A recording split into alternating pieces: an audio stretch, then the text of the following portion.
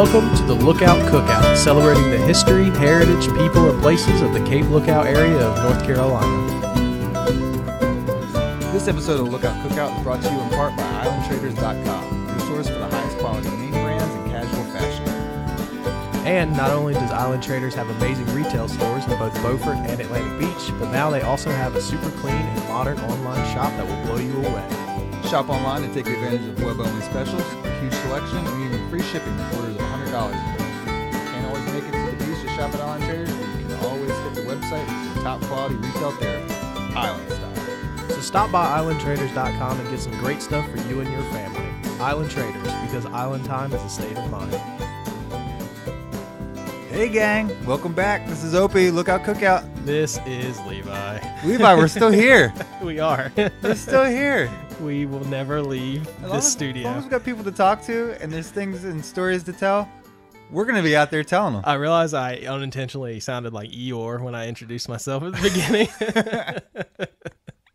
But, you know, please don't let that belie the fact that I am actually still in a great mood. I enjoy doing this. Where you? Exactly. I didn't catch it. That's I don't good. think anybody else would have noticed. I'm sure probably if I hadn't mentioned it, I'd be the only one. But now I've ruined it for everybody. The world knows.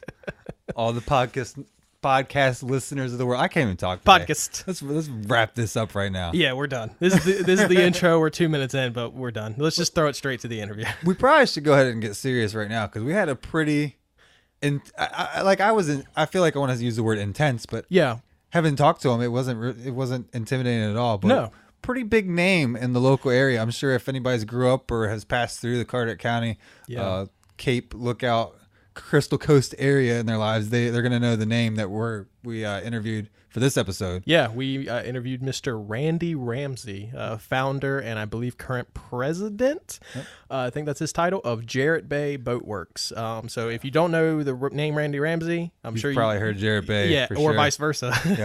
Yeah. You've heard of one of those names most likely. Yeah.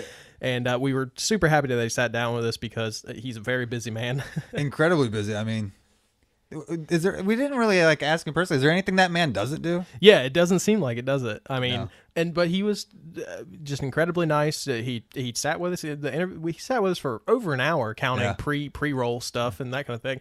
And I mean, we probably sat and talked for quite a few minutes after we were wrapped off. And when we were done, after we stopped the recording, he just sat and talked to us, and he's just the nicest guy in the world. Not that I expect him to be anything else, but he's just. I expected with running the company that he does, he's got to be a busy man. Time is money. Exactly. I expected him to sit down, fire off the answers to the questions, and kind of kick us. Yeah, but that was not how it went, man. It was a joy to learn everything too. I know from a personal standpoint, I'm sure a lot of other folks are probably the same way. You kind of grow up or live around this area for however long of your life, and you hear the name Jarrett Bay. Yep. And really and truly, you don't realize how much they do and how much they're involved and how much they contribute to the area and to the community. They're a big deal, and that's we'll cover that in the interview, but not just them directly, but a lot of ways indirectly, the things they're involved with and the way they affect the community. They're a big staple of this area, and I'm proud and appreciative of the fact that we got to learn a little bit about that. So I hope a lot of our listeners feel the same way. It was a joy. Definitely, because I mean, at this point, they've been around. He's technically started Jarrett Bay Boatworks, built his first boat. I think he mentioned it in the interview. He launched it in January of '88. I was born in January of '89, so literally he's whole life. Yeah, literally my entire life, Jarrett Bay, especially by the time I was, old enough to have memories. Jarrett Bay Boatworks has been around. It's been a staple of this area.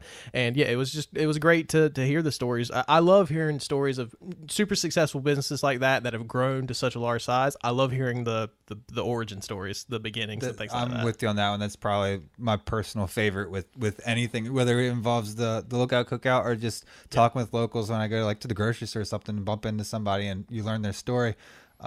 It's an integral part of what I would go to say that the Lookout Cookout as a podcast means, but just as a member of the Crystal Coast and growing up in this area and living here, it was so nice. I can't say it enough. It was nice learning some things that I'd wondered about my whole life, really. Which is it's really a common thread with all the guests that we've had up to this point. I mean, everybody's just been so nice. Maybe we're just seeking out the right people, but we're doing something right, or we're just some lucky, or maybe we're just dumb and everybody's just like, oh. Well, I think you hit the nail on the head on that one. That's kind of a guarantee.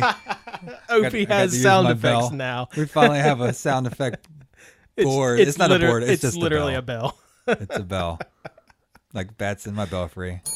Anyways, so we're going to keep goofing around, guys, but we appreciate you coming to listen to us. I think if you stick around, we'll probably get the interview started in just a minute. Yeah, we're going to throw it to a break, and then after we come back from the break, we're going to talk about some grilling.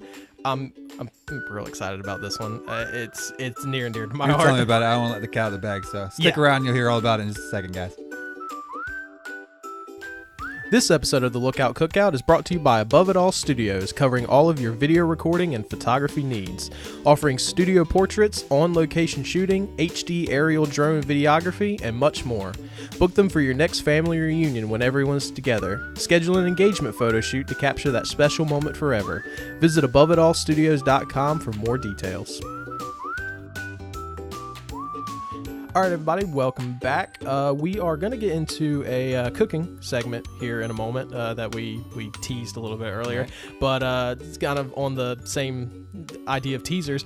We wanted to throw in a little clip from the interview here that it wasn't really technically from the interview proper. Everything was still rolling, but it wasn't. We were done. We just hadn't hit stop yet. Yeah. And we were still chatting because I mentioned, I think in the beginning, just the stories themselves.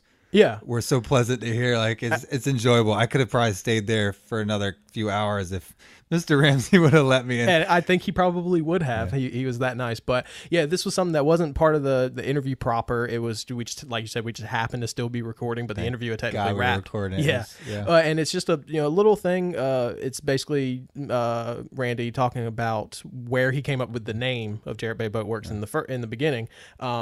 And it's just it's a funny little story, quick little story. So I think we're gonna throw that clip in right here, and then we'll come back to the us being done and cooking things. I was on the phone building the first boat with a company called Goujon Brothers, and they sell epoxy. And not a lot of boats were being built with epoxy then. It was kind of we thought we were doing something really special, which we weren't. But for us, it was. For us, we thought we were really killing it. And they said, "What's your company name?" And I said, I don't have a company. I'm just Randy. They said, no company, no product. Oh, wow. So we had these two big doors in the back of that shed I was telling you about. And I looked at those doors and I said, Jarrett Bay Boatworks. That works. And that's how the name was founded. It's a very eureka moment. I was looking at Jarrett Bay. I mean, what else can I say? It was a beautiful piece of water. See, and that's why I enjoy doing what we do, because we're out, again, Jarrett Bay, they make the boats, but... Yeah, that's not in in the News Times. I never really thought it was a very good name, to be honest with you. And that's the thing. At the time, how would you know? Something must have worked when they clicked. We were just trying to build one boat. We didn't really think about the future. That's great. But yeah, I hope y'all enjoyed that. It's just a cool little story. Yeah, if nothing else, I'm glad we got to include that somewhere. Yeah, it's who would have guessed? Yeah, well, and it's a testament too of the type of personality he is, that he looks out onto the water and he comes up just off the top of his head with the name for a company that'll turn into a multi-million-dollar company. Who knew all the way back then it would turn into what it is today? Yeah, absolutely. But he does that. When I look out into the water, all I can think of is seafood. Yeah. So literally that just shows the different type of personalities we have and how much more successful businessman he is than I am. Both genius in their own rights. I got to give you a little bit of credit as well. I appreciate it. I probably don't deserve it, but I'll take it. That's my segue button. So talking about seafood, we're going to go into, talking to Ramsey at Jarrett Bay. When you talk about offshore fishing and things like that, obviously the first things that come to mind are tuna and things like that. We've done tuna recipe here on the past. Actually, naturally we do a lot of seafood recipes. May have been the first episode we did that on. The very first episode. I can't remember what happened yesterday. Yeah, what did you ask? I just looked recently. Is the only reason I remember. But one thing you don't necessarily think about with offshore is shellfish, oysters, bivalves, that kind of thing. But oysters are probably, next to shrimp maybe, they're probably my favorite seafood. Oh, man. I love oysters. It seems like it was one of those things you either love or you don't. But yeah, that's very true. They're very polarizing food. But if you're one of those fortunate people who enjoy them, man, they're so good. They really are. And he talks about being on Jarrett Bay down in Williston, and that's where generally oysters are. They're near the shoreline, and so that's the nice thing. You don't have to have a boat to go out and get some oysters. You just walk. And I mean, anyone who's from around here or lives anywhere on the coast, they've seen oyster rocks out in the water somewhere. So who hasn't cut one on their foot as a kid? Absolutely. So there's a ton of ways to do grilled oysters. You can get as fancy or as simple as you want. They're pretty dynamic in that sense. You can they're make simple. it as difficult or as easy as you want. It's kind of up to you. Because the oysters themselves are simple to cook, and so you can they're flexible. You can do whatever you want with them. And if anyone who's listening to this show more than 30 seconds knows that we're pretty simple guys. We don't try to fancy it up for nobody. Yeah. So the recipe I'm pulling from for the grilled oysters here, it has a very nice kind of butter and parsley sauce that you can make ahead of time and then kind of add to it. I'm just going to go with straight butter and a little bit of cayenne pepper for my purposes. But you can really do whatever you want. But essentially what you're going to do is you're going to get some oysters, however many you may want. Make sure they're in season depending on where you're at. We understand that not everybody lives in our area, so your season may vary from place to place. Generally speaking, the season for oysters is cold weather. Doesn't usually start till October, November, and then it goes usually till February, sometimes March. You're not usually going to see oysters in the summer. Then again, it might be different in other places, but that's how it is. If you're local to our area, please don't go out in the middle of July and pick some oysters and it will email us how sick you got. Please don't. Yeah, please don't do that. We don't need that on our conscience. But so get as many oysters as you may want. Obviously, this is going to take a little bit longer if you're doing a lot, as opposed to boiling or steaming oysters in a big pot. But essentially, what you're going to want to do, clean them, obviously, because oysters are filthy. They live in the mud. You can't do anything about that. So clean them real good, spray them off, scrub them, whatever.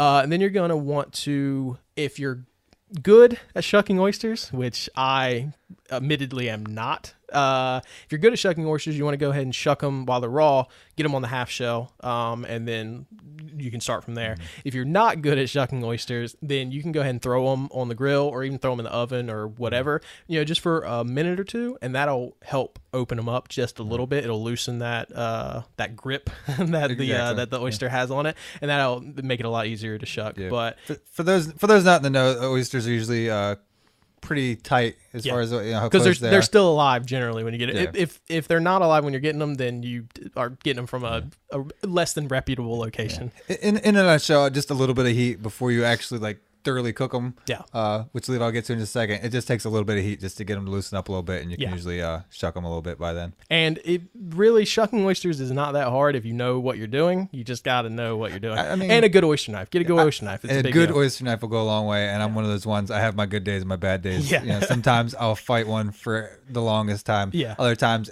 you go through I'm the guy bushel. Just going through them in no time. So Absolutely. It happens. So that really depends on you, but essentially what you want is a oyster on the half shell, raw or just barely cooked. And then what you're going to want to do is put the oyster in the half shell, put it on the grill grates, or also you can do take a pan cookie sheet, maybe one you don't particularly care about, since it's going to be on get them open from flame. the dollar store for nothing. Just yeah, throw and it away when you're done. You can line that with rock salt or rice or something like that, and basically put the oysters on top of that. Keeps them from kind of rocking around, sliding around. You see rock salt a lot of the times at restaurants when you get oysters on the half shell. They usually come out either in a plate with ice or rock salt or something like that. Just something to keep everything still. But so once you have the oysters shucked on a half shell, put them down on the grill. If you are doing them raw, you want to do probably 5-6 minutes, something like that. Sounds about right. They don't take long to cook. But once you put them on the grill, before you really get into the cooking, go ahead and throw you a pat of butter on each oyster. Basically, that's going to melt really quick. And any kind of, seasoning spices. Like I said, I'm simple, so I'm just going to do a little pat of butter and then just a little bit of cayenne pepper on each oyster.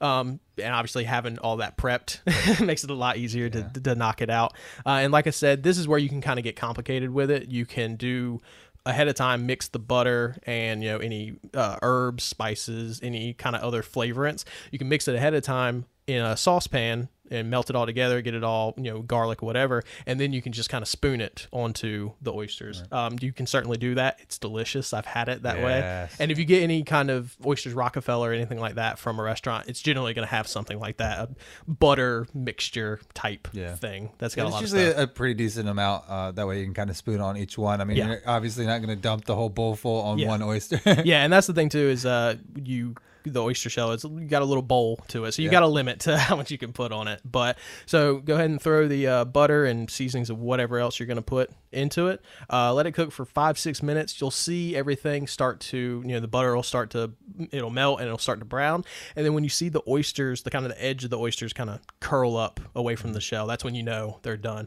If you cook them, you can very easily overcook oysters and they will be rubbery and terrible. So you want to see just the edges starting to curl up around the sides, and that's when you know they're done. When they're done, grab you a plate with some ice or rock salt or whatever, load them on there, take them to the table, or don't, just stay outside. Just stand there and eat them as they get done. And just start scraping them into your mouth, and they are so good. A little bit of lemon.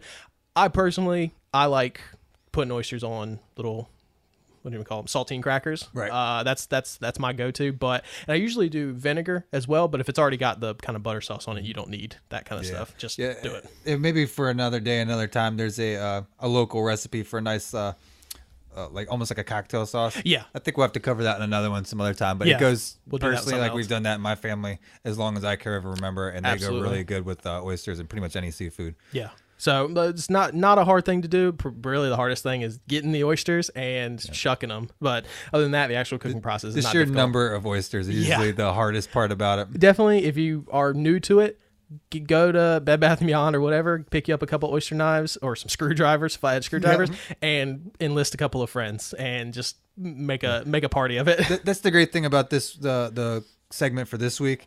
Or with this episode rather, is with Mr. Ramsey and everything being on the water, and you'll hear in just a few minutes about the community and the family and just everybody comes together to help one another out. This is one of those moments as a kid, as a young man, growing up and having a family of my own. It's one of those things, the act of standing around the table, standing around the kitchen table, standing around the grill. Yep. It's community. It's about your friends, it's about absolutely. your family, and it's about spending time together. So. Yeah, this is really a communal meal, and that's how it should be. If you've got loved ones and friends and family that you can spend the meal with, why would you ever spend the it party alone? is as much of an enjoyment as the actual act of eating the oysters. Yeah, and that's saying something because they're delicious.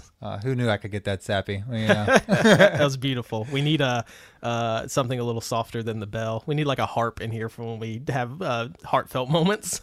I'm not quite that refined yet. Give me a few more years, but all right. But I hope everybody goes out and try this. Probably not right now. Oysters are coming out of season now. So, but when winter rolls around, please give grilled oysters a try. By all means, if you're gonna have any kind of seafood parties, hit us up on the interwebs. Definitely. I'd love to come by and hang out and enjoy and partake myself. So, you guys let us know how it turns out for you. Email us, let us know, and stick around a little bit. We'll get started with Mr. Ramsey. Today's episode of the Lookout Cookout is brought to you by Lookout Adventures. If you're looking for a less crowded fishing excursion, if you want to hop from one of the necks to the Outer Banks' most beautiful barrier islands, stay on the boat for a personalized dolphin watch, or maybe just you want to book a private sunset cruise for you and that special someone, let Lookout Adventures be your guide. With many full and half-day options to choose from, there's an adventure waiting for everyone. For pricing, gift certificates, and more information, visit lookoutadventures.com. So today is an awesome day to be on the Lookout Cookout. For those familiar with the area, we've got a name I'm sure all the locals will recognize, and I'm talking about Jarrett Bay Boatworks. More specifically, Levi and myself are pleased to speak to Mr. Randy Ramsey. He's the founder and president of Jarrett Bay Boatworks, as well as a partner in Blue Water Yacht Sales. So, a lot to learn about. You've probably already heard the name again, but we're going to find out all the inner workings of some things. So again, thank you for making time for us, though. There's a lot going on with everything. I can only imagine the summer season, boats, probably affects a lot of that. So I understand making times difficult.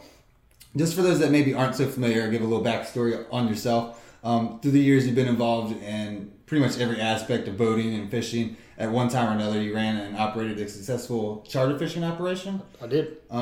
Did that over the years. You even co-founded the Harkers Island Sport Fishing School. We did. So a lot of things going on there that doesn't even have anything to do with the business today. That were Jarrett Bay. You also did a lot with the Big Rock Blue Marlin fishing tournament. We'll talk all about that in a little bit. What I'm kind of getting at is that you've been at this for a long time, but your list of accomplishments, most folks, in my mind, if I hadn't met you already, didn't know anything about you, and I just had somebody tell me all these things, I think that it's somebody that would be, kind of like rounding out the end of their career, but like you've still got a lot of years going on. You've got a lot planned. Like you've packed a very long career in a relatively short time. Exactly. So it's just amazing. Like, what's the driving force behind all that with you personally? Because in my opinion, most folks that would accomplish any one of those things would slow down and take it easy, and that would be their crowning jewel. But you just keep cranking it out left and right. Well, that's not really my personality. We first of all, I've got a great team surrounding me, and I always have had in everything we've done. But I was one of those people who was pretty focused from very early childhood. Some people want to be a fireman, some people want to be a doctor or a lawyer. Well, I wanted to run a charter boat. So from the time I was about 10 years old, I focused my goals on being a charter boat captain. On my 18th birthday, which is the day you can get your license, I was licensed to run charter boats, and I ran one the following day. Talk about pressure, man. Oh, man. You have to go sit in front of an ensign. Talk about green. Yeah. I was a little green that day. And so we were real focused on charter fishing. I guess that the answer to your question is, as long as something is new and different, we feel like we're improving every day in some aspect. Certainly we take a step back here and there. But as long as we feel like we're pushing forward, it's fun, and it's something we can all continue to enjoy. And I think that ties in. That's a common thread of people that we've talked to, business owners, is, you really need to make it something that you're passionate about. And, kind of a key to a successful business is enjoying what you do and seeking out avenues of things that you like. Just running a business just as a job, it usually doesn't work out too well. Even if it works out well financially, it may not work out well so much for you as a person. Right. If we had to come to work every day and do something that was the same thing every day, I don't believe anybody here would be very happy. Right. They might still show up, but they wouldn't be happy about it. Right. Exactly. So speaking on all that, from what I've understood or what I've read, if you could give me a little history on Jarrett Bay themselves. Like I remember reading something about like an old war course of some kind of fishing trawler or something, like a backyard shed or something along those lines. Like, what's the very beginnings? Well, the very beginnings of our company were very simple. I mentioned to you a minute ago that I wanted to run a charter boat, and charter boat fishing was very important to me. Unfortunately, the boat that I had really wasn't suited for the type charters I wanted to carry. I'd been working winters carrying duck hunting charters and been working in a boat shop in Marshallburg for a man named Myron Harris, who taught me an awful lot about the business. But I really strove for something a little different than was available here locally. They were building some boats up in Wanchese, North Carolina, that I really admired.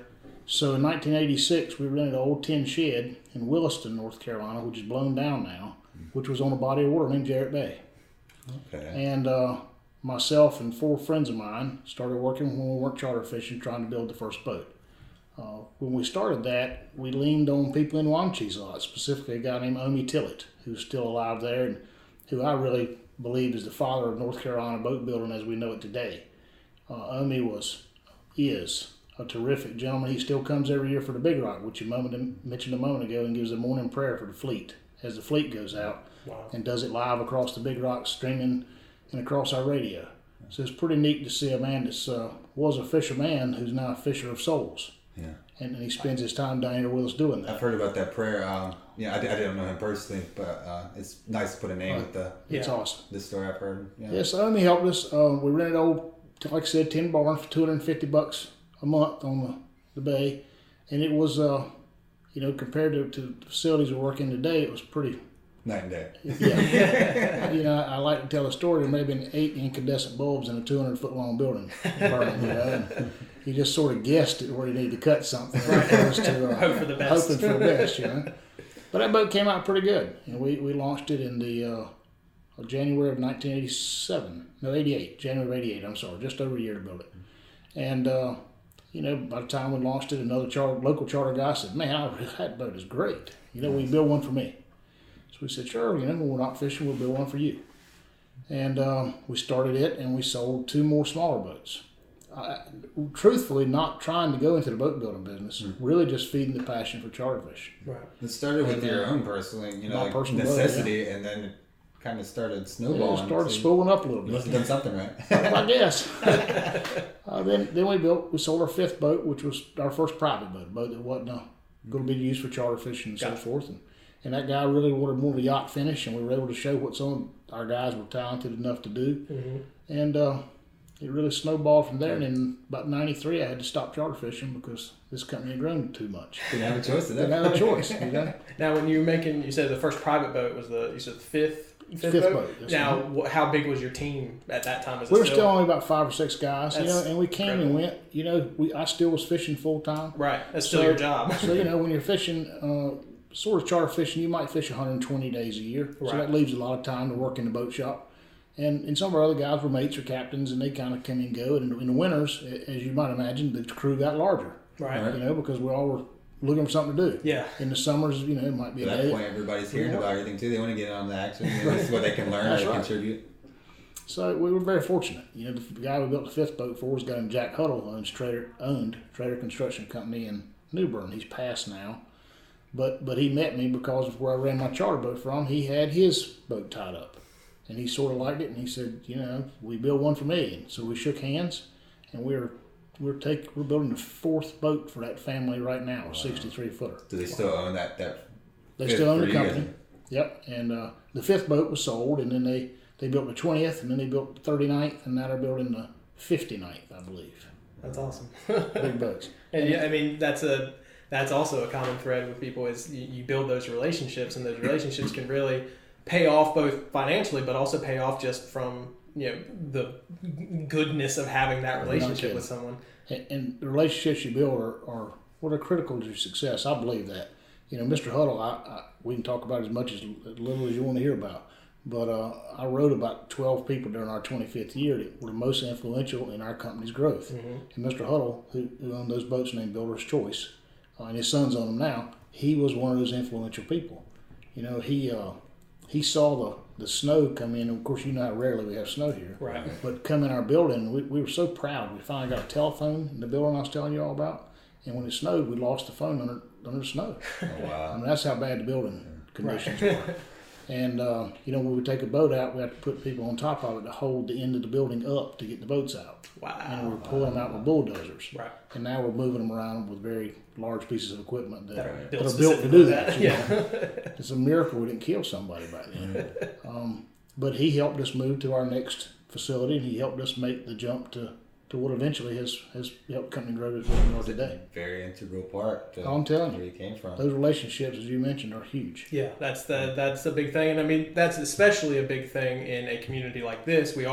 Carter County is a smaller community, so relationships, word of mouth, having a good kind of family community with everyone here is a big part of whether you're successful or not with a business. If you're in a larger area, Raleigh, New York, whatever, you can kind of not even really bother with building good relationships and probably still run a relatively successful business. But something like this, if you don't have a good relationship with the community, you're going to fail, most likely.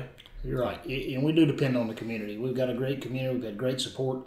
When we moved, our next move was to Marshallburg, and we stayed there for a number of years and really outgrew the facility. We had 3 buildings at that point, and probably 20,000 total square feet, 25,000. Right. We outgrew that, and we were able to make the jump here. But if it hadn't been for people like Carter County, town of Beaufort, our banking partners, we could have never made the move. Right. Which has resulted in jobs and better things for the community. We like to think better for the community. Anyway. And I think a lot of people would be inclined to agree. You could have wanted to do all that expansion as much as you wanted, but and actually happen and wouldn't happen without everybody's involvement. Yeah,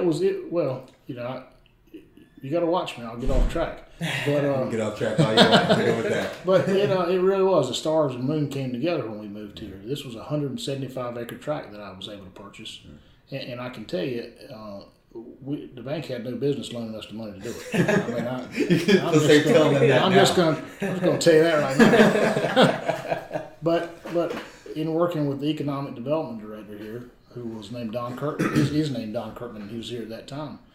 He had a concept and an idea that we'd come here and build a marine industrial park, that he needed an anchor tenant to sort of run it, that people could actually be located off the water, like you'll see some buildings around here, but have access to deep water, which are on the Intercoastal Waterway. I thought it was a great idea. The banking partners thought it was a great idea. Then we had to get the buy-in, of course, from people who might also think it is. Right. One of the first people to do that was somebody I had a personal relationship with, Greg Poole, who owns Gregory Poole Caterpillar. Yep. Based in Raleigh. Yeah, we know. I think a lot of people know that name, even if they don't know why they know that name, they know it. So Greg bought a piece of property from us, and they relocated their marine distribution and service center here. They have some smaller ones, but their primary marine service center here. And that made other people take notice. Well, if Poole's going there, then it's probably going to work. And then what we saw was all kinds of other businesses relocating here. We saw we've got tower companies, 3 electronics companies. We've got electrical contractors. We've got people who build sofas and soft goods and do the decorating for you. Things completely unrelated. Yeah. Well, I mean, but if you have a really nice boat, it's very related. People who rebuild engines, transmissions. We've got all the major engine manufacturing brands here, marine engine manufacturing brands on site. So technically, if you're a north-south boater, just using that as my example, and you're going from New York to Florida, you can stop here, talk to one of our service managers. He will, we can repaint your boat, we can put a new interior in your boat, we can redo your bottom, we can fix your propellers, we can put a new tower of electronics on it, we can have new soft goods put into it, and put new motors in it. And you only have one contact. That one contact can get all the trades working together. Yeah, the convenience is unreal, and it's because of the size of the facility. We can haul very large boats. We can put boats over 100 feet inside buildings. Which, if you look around before you guys leave today, there's about a 112 footer down by the water, which is here for a repaint. And the economic impact, it starts to affect everybody. Yeah, exactly. Boats like that are coming out of, that particular boat came from St. Thomas in the U.S. Virgin Islands, and it came here for repair work, and it's going to go back there. Yeah. So the reason they're seeking you out. Well, when you're able to attract that type of client, then it gives you the ability to have more people working and support more folks locally. Absolutely. Now, you mentioned, try not to sidetrack too much, but it's easy to do. You're an easy guy to talk to. You mentioned 25th anniversary, which I guess was just a few years ago? A few years ago. So you're at what, about 27, 28 We're 29 years now. Gotcha. We'll be celebrating our 30th anniversary next year, which we're very excited about. Fantastic. And how long have you been here at this location? We've been on this location, it'll be 16 years. Wow, okay, gotcha. Yes, it's a fairly mature location. Yeah. And I mentioned how many square feet we came from. I think we're up to about 100, just under 140,000 square feet here. From 200. For about a 200-foot long building, So it's been a little bit of change over the years. A little bit of growth. That's amazing. Don't ever feel bad about getting sidetracked by any of this. I mean, it's all.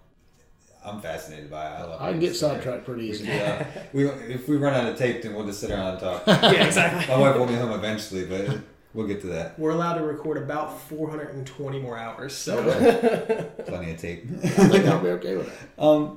Now, with all that, I mean, I'm sure there's a lot more we can get into, and we will get into some of that. But with everything that is going on, both then, now, that you're looking forward to, I know you didn't get into this business to sit inside all day. Like, where do you find time to get out and just enjoy some things? Like, are you taking out test drives on the regular? Quote unquote, for those who can't see that are listening at home. I mean, yeah. I mean, do you try to get out and still? I can't imagine you still do any kind of charter work, but no, unfortunately, I don't get to charter anymore. But I got to admit, the job has its perks. I'm not going to complain. Sure. Beautiful days like today, I spend as much time as I can out on the boatyard, talking to guys, looking at things. I still am very active in the process and the planning as to how we go forward. I'm also very active in how the boats look and how they perform. Right. We're trying to break some new ground with the boat that we're building now out there, and we're constantly working with our engineering team to try to find a better way, doing things that maybe haven't been done before. I do get to go fishing. I've got a boat I rebuilt that we built in 1999. I was able to buy back, and we're finishing up the the rebuild of that after 2 years. But our customers often invite me to go with them. Sure. So you probably don't have any problem obliging. Well, I don't have a big problem. We've had some great opportunities, and I'll be fishing in the Bahamas on one of our boats at a really neat event in May. It's called a custom shootout, and only custom built boats like we build are allowed to enter. Okay. And they actually have a waiting list of people who want to get into it. People are trying to jump on it. The interesting thing about the tournament and the idea was to sort of showcase the builders. So between 10 and 15 custom builders from all over the United States will go to the Bahamas for that event, and we'll all spend time together, and somebody on the dock may be able to see every boat builder and hearing stories from Roy Merritt from 25 or 35 or 40 years ago to me talking about how foolish we were when we built that first one. So it's pretty neat. That sounds, I'm in heaven about that. I mean, personally, I've never had a direct involvement, with fishing or boating or whatever. Same thing that anybody that grows up around here has done. But I never get sick of hearing any of the stories. No. That's one of the best parts, in my opinion. Yeah. Well, the fishing's what brought us here. Sure. And none of us want to forget that. We're all pretty passionate about being on the ocean and being on the water, and whether it's just going to the Cape, which we all love, or it's cruising up and down Taylor's Creek or whatever. I mean, we're all very passionate.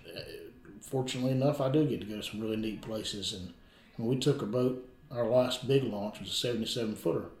And her maiden voyage was to Bermuda, which is about 625 miles east of here. We went and fished the first 2 tournaments we fished in, we won. And it was a big deal. That's a good way to celebrate. It was a good way to celebrate a brand new boat. Christen it, so to speak. Yeah, so those owners are very excited, and we've had a great time fishing with them in a lot of different places. It's got to be a good feeling, too, to see, you see all that hard work, and you go out to the warehouse and watch, as the boat's being built, and then it's maiden voyage, you go down there and just crush everybody in the fishing tournament. That's fun. It's a good little notch on top of everything else. Does not hurt your feelings, right? There you go. On average, you said 77 foot was the last kind of big launch you had. On average, how long does a boat of that size take to build from start to finish? That's about 3 years. Wow. And just to give you guys an idea, we're building a 90-footer right now for a customer. And we feel like that 90-footer is going to have in the neighborhood of 100,000 man hours in it. Wow. Now, a man working a year is 2,080 hours. So you can do a little bit of quick math to figure out what it's going to take. Yeah. I think people, they get really blown away by that because they think they compare us with custom home building sometimes. But I think what people don't understand is for instance, in a custom home, you may have pre-hung doors or Anderson or some other company makes your windows and your window frames and you just sort of install it. You can purchase to cut costs, cut time. In our industry or what we do here, not every builder does this, but what we do here, we manufacture everything. Every piece of molding, every door. We do a lot of the metalwork fabrication in-house. I mean, it's literally all built right here. Custom. Yeah, a lot of people wave that custom flag, and but it's a lot of prefab stuff that they either order from somebody else who's making it or specifies in that particular part or whatever it happens to be. You guys do the whole 9. We try to do it all. Yeah. And that's the only way we can control the quality, the performance, and all those things are critically important to our customers.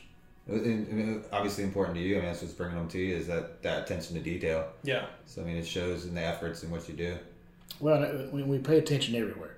We pay attention to detail in places that people will never see again. Yeah. But if you ever do have an issue, then that makes it easier to repair. It makes it easier to fix a place that was done correctly the first time. Sure. Than something that wasn't. Absolutely. Cutting corners. I mean, that's a good way to look at it too, because you already know what you're working with, because you guys do it all. So it's like you're coming across something that is new, so to speak. Mm-hmm. If it's new, it's because you guys are trying it and innovating it. That doesn't always work either. With all that said, too, with the your enjoyment on the water and whatnot, we mentioned a little bit about your involvement with the Big Rock Blue Tournament. Did my homework before I came just to make sure I had the numbers right, but they're getting ready to celebrate their 57th annual anniversary this coming June, so we're really not all that too far away. Yeah. Mm-hmm. You've also, with your involvement with it, I know you've been on their board. Are you still currently on their board? I am. I've been on the board, I believe, since 1983. I've chaired it twice, and it's been a real labor of love for us. The Big Rock, when I first got on the board, was while it was a fairly large tournament, it had never been really run professionally to that point. Myself and several other guys got on Casey Wagner with Spectrum Properties here in town, who's been on a long time, Tommy Bennett and Roger Crow from Beaufort. A number of us have been on there many years. You know, we took a little different tact and hired a full-time director for the tournament back in the 80s and felt like we could take it to a different level. And fortunately, that's happened.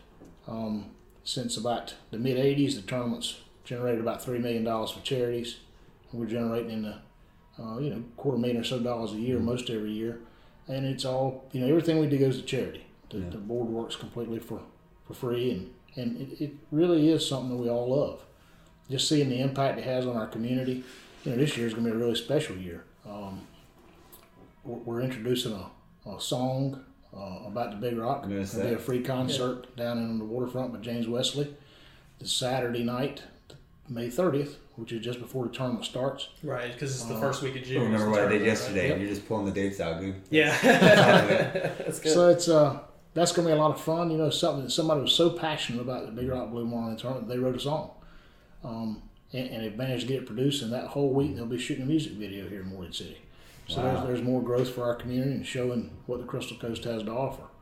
But the Big Rock has a lot of impact. It's the largest Blue Marlin tournament in the world. It's one of the oldest in the world, and we're really proud to keep that legacy. And by all accounts, knock on wood, we're looking for increased participation this year. It's come a long way. I remember reading on their website before we arrived here. The purse was. I remember specifically the story mentioning a young man and his radio flyer wagon and a wagon full of silver dollars. $250 silver dollars. Yeah, and it's come a long way. I mean, it sounds like you guys have completely legitimized it now that it wasn't before that, but there was a lot of work to be done. That tournament, that would have been 57 years ago. And you want to talk about forward-thinking people in our community. You ride by Parker GMC and Parker Honda. Well, the gentleman who founded all that's Dick Parker, he and his family. Mr. Parker's passed away now, but he is a businessman that he had seen a Blue Marlin caught somewhere else, and they basically offered a bounty. They basically said, we'll give $250 to the first boat that can capture a Blue Marlin off Morehead City, North Carolina. And at that point, I don't believe one had been caught in North Carolina. Yeah, not that one reported at least. so the Mary Z went and caught one. They put $250 silver dollars in a red radio flyer wagon and rolled it down to the stern of it.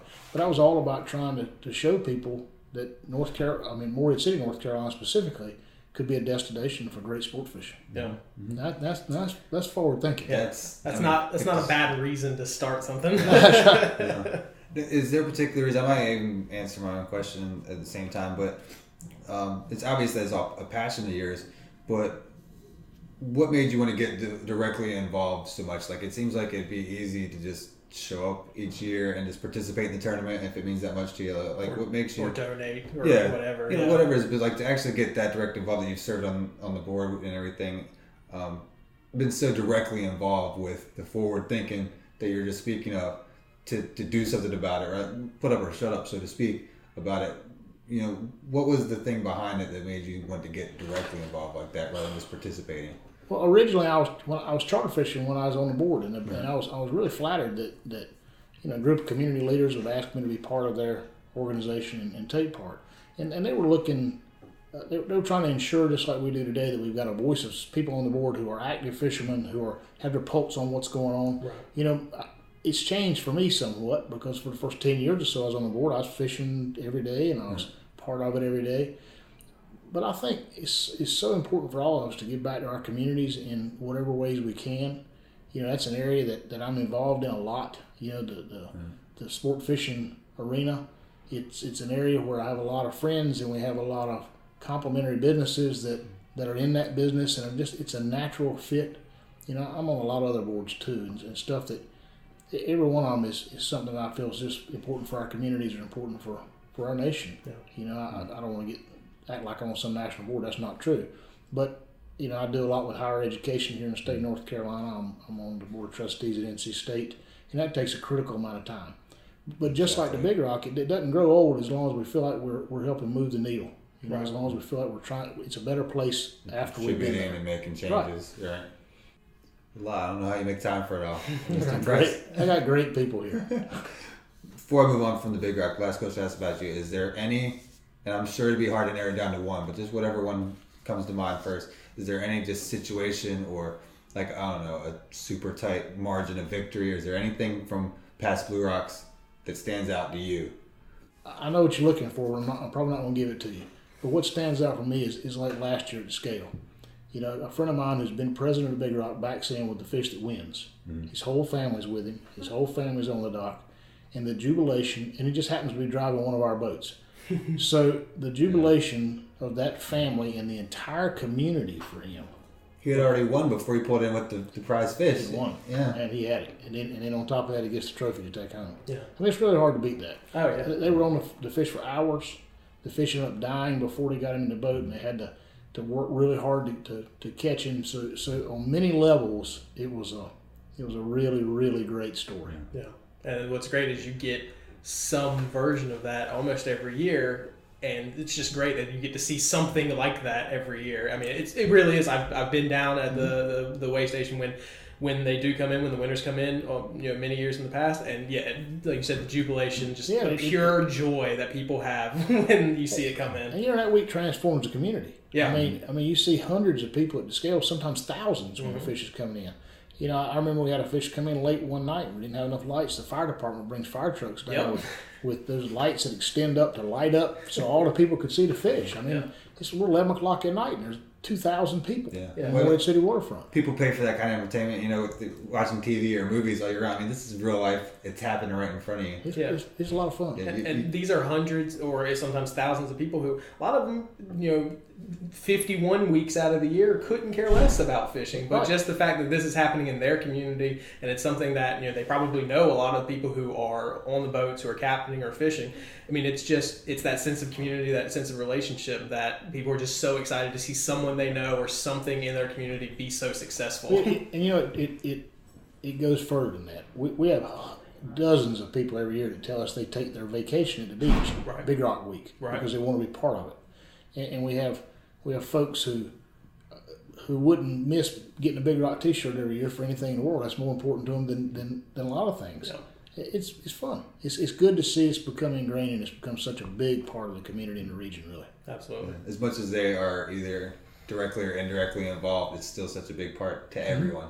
You get to take part in that joy whether you're on that boat or not. Yeah, it's kind of like, I'm sure the Boston fans, how they felt when the Red Sox finally won, right? Yeah, absolutely. It's like we get it every year. Maybe we're a little smaller than that. This episode of the Lookout Cookout is brought to you by Zion Consulting, offering services in graphic and website design, software development, and business consulting.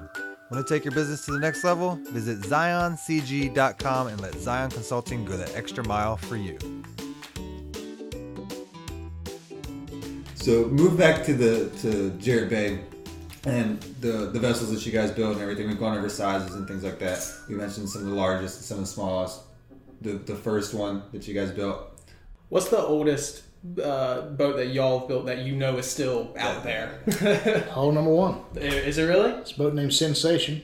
When you drove in here, you probably saw that you were coming on Sensation Way, which is the name of our road here. Right. When we moved here, we thought it was really important that we don't forget who we are and where we came from. So you'll see photographs of that boat and that name all around. A good friend of mine who's also on the Big Rock board named Dale Britt. Captain Dale Britt runs that boat every day off the Morehead City waterfront right here at home. And that was the very first one that rolled out of the 200-foot building. That was the very first one. Fantastic. It was pretty cool. 80, how many boats over the years total? If we total everything up, we're up to in the mid-90s, 95 I believe. And that's what you hear that number. You launched the first one in January '88, is what you said earlier, and here we are approaching 30 years, and you hear that number and you try to work it out in your head, and you're like, that's a lot of man hours, like you talked about. That's a lot of man hours per boat, and I imagine you've only gotten more efficient with each boat, but obviously the teams have gotten bigger and the boats, I'm sure, have gotten more. Technology's changed. Yeah, but it's just. It really is. I think that's one thing we want to illustrate is it's an undertaking to build a boat. Well, and the boats have changed. I mean, it really transformed. The original boat we built, which is, like I said, is named Sensation. When we built her, she had a single engine. She had no generator. She had no air conditioning. She basically had no interior. She had a head and she had some sofas to sit on. She had no tuner towers. She had very basic electronics. I mean, it was a very basic. I mean, even then, so many things that are available today weren't even invented at that point. Well, that's right. And now the 90-footer we're building, which I'll use as my example, we've spent more money on the technology to build the stringer system in the boat than the entire first boat cost. Wow. But the first boat was probably 15,000 man hours. Right. Yeah. Maybe 12. But now what we're doing is we seriously are taking boats with interiors that are as nice or nicer than almost any home you'd ever go in. Right. And we're forcing it to go through the ocean in difficult weather at speeds over 40 miles an hour. Well, that's a pretty difficult thing to achieve. I mean, I don't think it sounds like that on the surface, but it really is. You can go cruise to the beach and see any of these houses on the waterfront, but they're not in the water. Yeah, in the water, right. As close as they may be, they're not going through it. So however many knots. It's pretty challenging. So we have to concentrate on keeping the boat safe. We have to concentrate on making sure that they perform well. We also have to make sure that the people can be proud of them. Some of the boats we're building now have got huge generating systems. Every one of them makes their own ice, makes their own water through desalination. They've got electronics packages that I wouldn't even pretend to be able to use. Right. I'm lucky I can handle my one remote control. Yeah. That's kind of the way I am. Yeah, but I mean, you're right. I mean, technology in general has come a long way since the 80s, but with marine technology, I mean, I've been on some newer built boats in recent years, and it's amazing the type of things that have been kind of worked up just within the last few years. And I mean, I'm sure y'all are working with all of that on a daily basis at this Changing point. every day. Yeah. And it's not just stuff you see on the surface like electronics. Right. It's some of the technology that we're working with is as deep in the boat as you could ever go.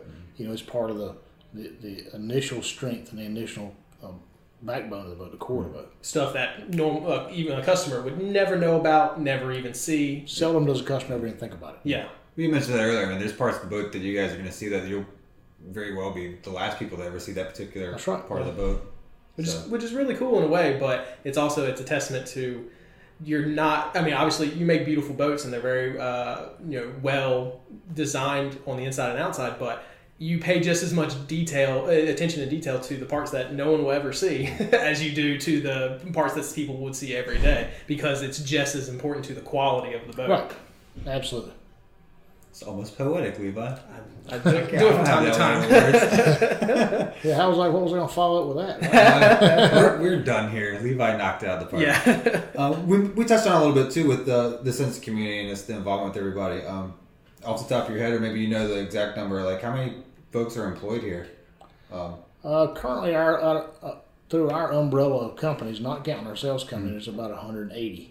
That's a big part, because I mean, we're a pretty small community, but it's not the biggest town. So yeah, I would say if you take all the employers in the park, like I was mentioning a while ago, the electronics companies, or Gregory Pool Caterpillar, or Western Branch Diesel, you're probably in excess of 400. That's working in this facility that we developed. That's a big percentage of the local population. So that's definitely a big deal. And even just taking yours, you said about 180. About 180. That's certainly a long way from 4 or 5 or 6 people in the first boat. Yep. Yeah, you talk about the whole mindset too, just keeping everybody employed to a degree with everything. Like I wouldn't even know where to begin. Where some of these gentlemen and ladies that work here. Or some of the other businesses that you mentioned as well. It's a pretty particular skill set that they have. That if something was, if you guys weren't here, where would they go? Well, most anybody who makes in the boat building business, I can. They probably know better than I do. For sure. They can go work somewhere else. Sure. Because the work that our guys do is hard. It is in difficult conditions sometimes. Our repair yard guys work outside regardless of the conditions, really. Our new construction guys are in very tight quarters, in very demanding physical types of work often. And really, if they're willing to work, if people are willing to work and they want a job and they want something they can have some real pride in, then we're a good fit for them. People can come here and see the end product and say, wow, I had something to do with that. But it's hard work. Some of our very best success stories, and you talk about skill levels, are people who maybe our most skilled carpenters who started here on the most rudimentary jobs, not even using power tools. And that is one young man out that comes to mind immediately that he's one of the most skilled carpenters I've ever seen, because our guys worked with him, and you'd say, well, he can kind of progress on. I think he can do more than he's doing here. So like we challenge ourselves to build a better boat every day. We're sort of challenging the employee to go beyond his potential. Yeah, because see what they can do. They're the ones building that better boat, right. And so they need to be the ones that are getting better and better every day, up to the point where they are the best you've ever seen. And we like to think that all our folks here, the young ladies and the men, it's a real sense of community. Yeah. If they need to talk to me, they can come in the door and talk to me, and I feel like that's important. People need to think that they're not just working; they're not a number.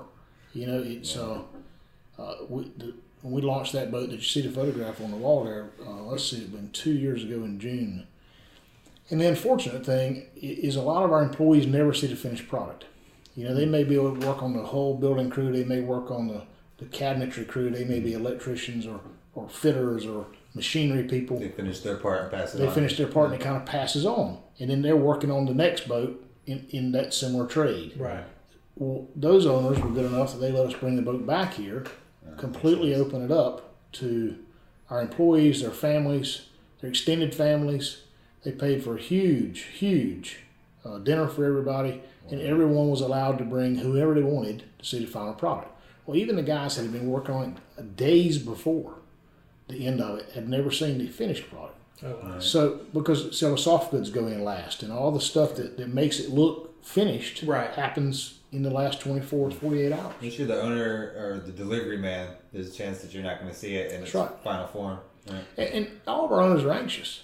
I mean, you can't blame them for not wanting to stick around. Sure. When it's finished, I want to go somewhere. I've been waiting some of these guys have been waiting 3 years. I'm not going to stay here. What are you talking about? That's nice. I mean, it reminds me back to the Big Rock story you said a second ago. As much as you're not directly involved in some circumstances, these folks are able to bring in their family and show off, like, mommy or daddy did this to their kids, and the kids get to see that final product. I mean, it really been a huge sense of pride for all of our folks, and we hope that we can continue that with as many boats as we can. Sure. And, obviously being passionate about what you do is important for your job, but having pride in what you do is an important aspect of that as well. And, maybe that helps. Hopefully that helps everybody have the same attitude I do. Right. When you come to work every day and you're happy about being here. Right. I think when you're happy doing what you do, it makes it feel less like work and an actual job as much as it's, just part of your day.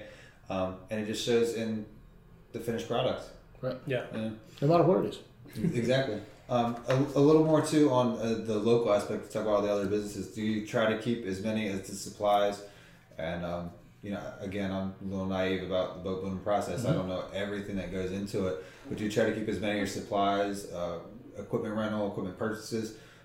You mentioned Caterpillar earlier. Do you try to keep as much of that localized as possible? We certainly try to support the people down our park whenever we can. We think that's really important. They took chances on us at some points. Right. Some things we can't source locally, but we've got some great sources locally that I think people don't even know about. One of the things that our boats are always really applauded by is the woodwork, the interior woodwork and the cabinetry work, finish work. The materials that we buy to manufacture that, we buy it right in Newport, North Carolina from Veneer Tech. I would have assumed it was close, but I would have never guessed it was right in Newport. That's right on the street. Newport. And we'll call our contacts and our friends there, and we'll say, we've got a customer, we're looking for some ropey cherry, and we need to really have a lot of grain, and they'll say, hey, we're cutting veneers today on a really pretty tree. Mm-hmm.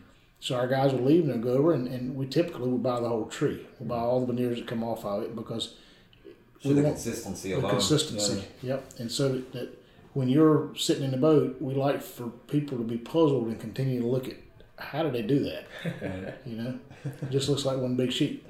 I'm glad you said that because I feel like with situations like that maybe I was the only one. I'll sit and stare at the most random thing and just like, what went into that? Yeah, what work went in, and a lot of work. Yes. A lot of work and a lot of planning went into that. So we touched on a little bit, I believe it was before we actually started, when we were just chit-chatting before the interview itself. Going forward with like business, you guys are known for the larger boats. My understanding is here recently you've gone a little bit to the smaller consoles and whatnot. Is that the direction you see things going, or is there something you have vision for the future? Is that just a branch? Well, maybe it is a branch. We started building a 34-foot all fiberglass boat. Right. And part of the reasoning for that was some of the guys that will have our big boats, they want smaller ones that are made by the same company, and Sure. and they can sort of have that same legacy from their small boat to their larger boats. Right. It also gives people that may not be able to afford boats that are worth $5 or $10 million, and in some cases, the boats we're building are that expensive. Sure. To have something that for $300,000, you too can be part of the Jarrett Bay family. Right. And we found that there was a lot of demand for that. I think we built 28 or 9 of those boats to date, and we may very likely continue in a similar style boat. I think I think we may change it around a little bit, which will be fun. 28 or 29. Like, how is there a time period? Yeah, we've been doing that for about 10 years now. 10 years. And it's been a nice project for us. We just built an all-custom 32-footer for Curtis Strange, the golfer who also lives here in Carter County. Curtis, Williamsburg guy, won the U.S. Open in '88 and '89, and he wanted a 32-footer, but he didn't want one like we were building. So that was the third boat we built for Curtis and his wife Sarah. And repeat customer. Yeah. Another one, right? It's a good thing. It's a good thing we got him. But we built that boat for him. We might do something more like that as we see it going forward. Well, that's the thing, because you're all completely custom. Basically, every boat you build is to order, essentially. Whatever you want. Yeah, and so because of that, it's not like you have manufacturer quotas you're trying to meet or anything like that. So it's not even that you're moving towards a direction where you're like, okay, we're going to start building more smaller boats as opposed to bigger boats. You're moving towards whatever the customer decides that they want to order. So, well, I think in our current model today, you're kind of asking where I thought it was going. I think in our current model today, our smaller boats are more complementary. Right. They more complement the big boats. And I had a call today. A guy that's got a 74-footer, and he's seen our little 34-footers, and he wants to take a sea trial. He's very interested in one. The guy's from Texas. Right. But the internet has opened up the whole world to us. It's allowed people to be able to learn about us and almost know us without ever visiting. Case in point, myself and Opie.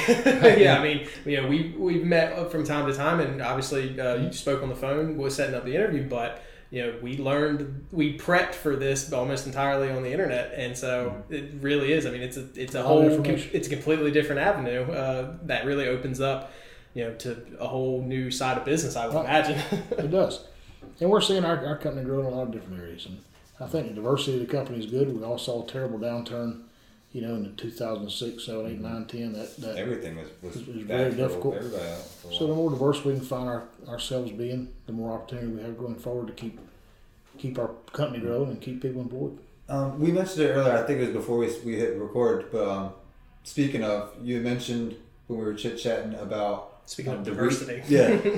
Again, like as somebody who's been here practically my whole life, Jarrett Bay is the guys who build boats, but you were mentioning your retail stores and the clothing line. Did you want to talk about that a little bit? Or? Yeah, I think we do a lot of things that people don't realize we do. Yeah. You do. I feel like it was one of the reasons we want to make sure that's known to anybody listening to the podcast. Yeah, There's a lot that you guys are involved I hope with. a lot of folks listen. Yeah. We do build custom boats, and that's what we're mostly known for. But over the years, we've certainly developed a huge repair yard, as we talked about earlier. Sure. We have just as many people working on our repair yard as we do in our new construction, and that's become a big drawing point for us. Across the East Coast and even into the Gulf and to the Caribbean. We see people coming here to get repair work done. Right. In the same idea, we decided some time back that we thought having a couple of retail stores was a good idea. We opened one on the Beaufort waterfront more than 15 years ago.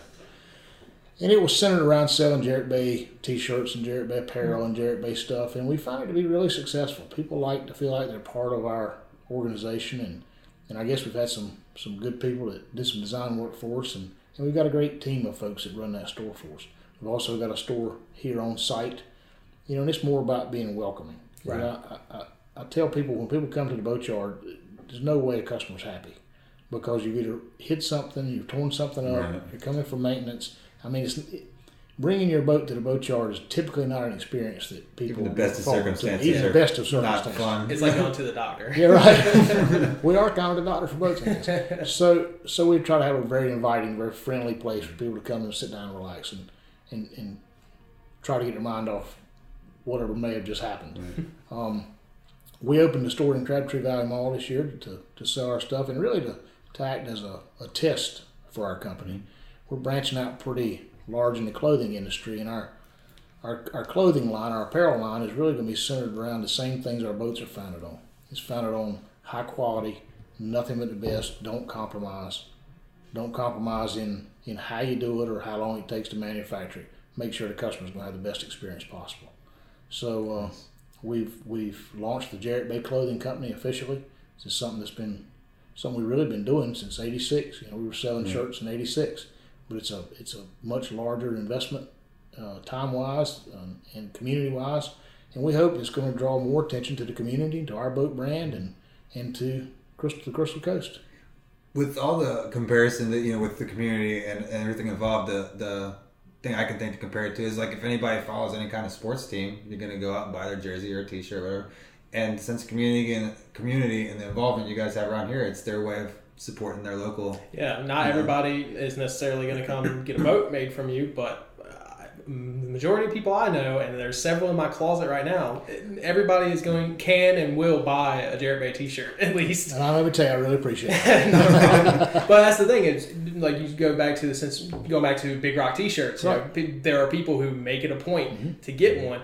I think a lot of people feel the same way about Jarrett Bay. Is you aren't a Carter County native unless you own one. It's almost like a sanitary T-shirt, but that really is the case. I mean, people feel like Jarrett Bay is their company in a way because it's such a local communal in a way it is. Yeah. Like I mentioned earlier today, if it hadn't been for people like the town of Beaufort and the county and our banking partners and a lot of people, we would not have had the opportunities we've had. Right. I mean, the community's helped us grow. Every time we little stump somebody in the community or the community reached down and said, you know what, let's keep this going. Mm-hmm. So it's been real humbling.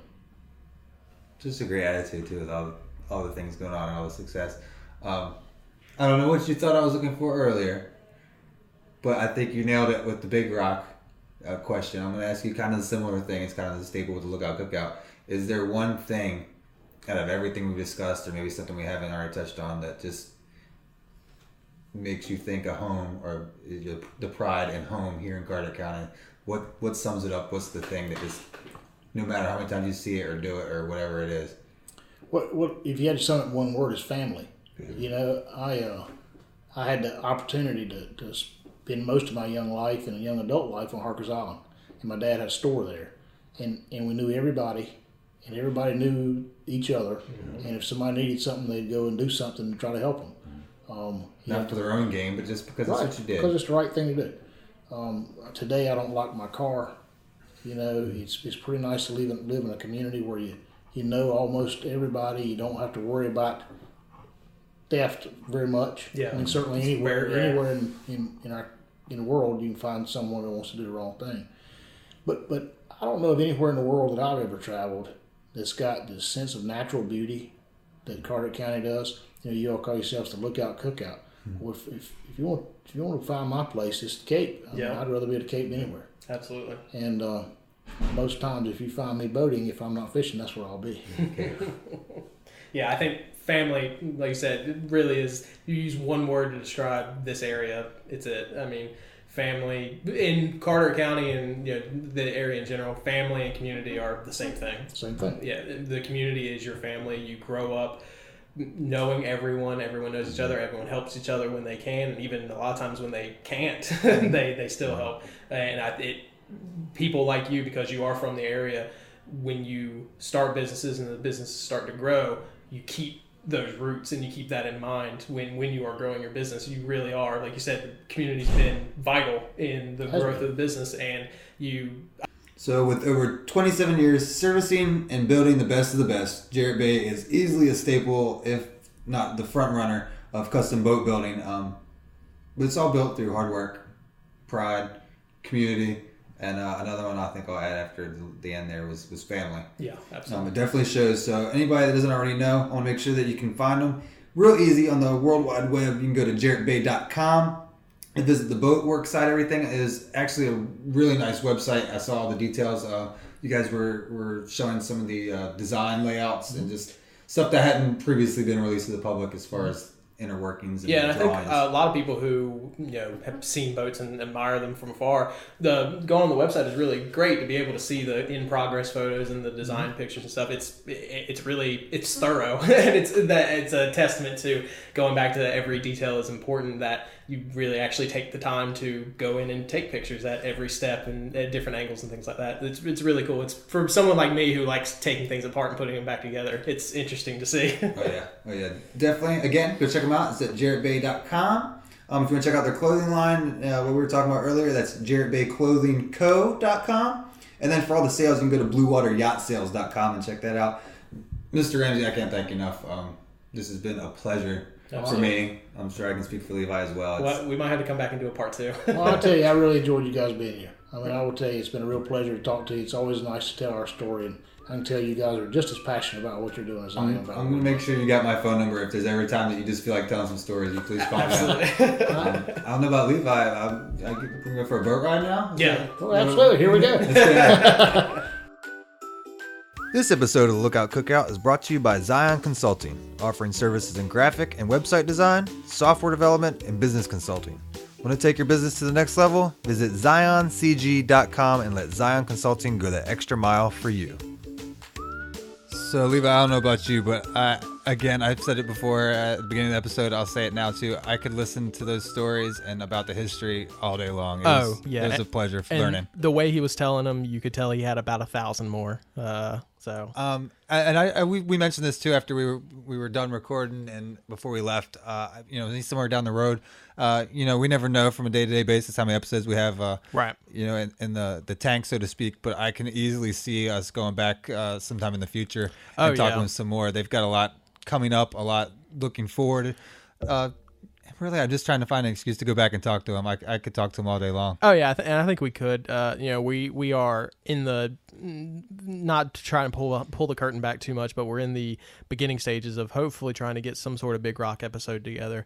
And if we can do that, he would be a perfect person to talk to. If not Mr. Ramsey, he definitely knows the correct people to seek out. So. That's actually not that far away. We're recording now, depending on when you listen. The Big Rock's in less June. than 2 months, yeah. So, yeah, we're creeping up on it. Guys, stay tuned. Maybe we'll get a Big Rock episode. That's the hope. Under the belt sometime. But as always, we want to make sure we plug everything with Mr. Ramsey and everything. Yep. Their websites are jarrettbay.com. Jarrett with 2 R's, 2 T's. RETT, jarrettbay.com. And then the clothing company that he talked about, if you didn't catch that website earlier, it's jarrettbayclothingco.com. Yep. And then as the yacht sales as well that goes along with Jarrett Bay and everything that they build, it's bluewateryachtSales.com. We'll have links to all of that and anything that I'm forgetting to mention at the moment right now. Yeah. It'll all be on our website as always.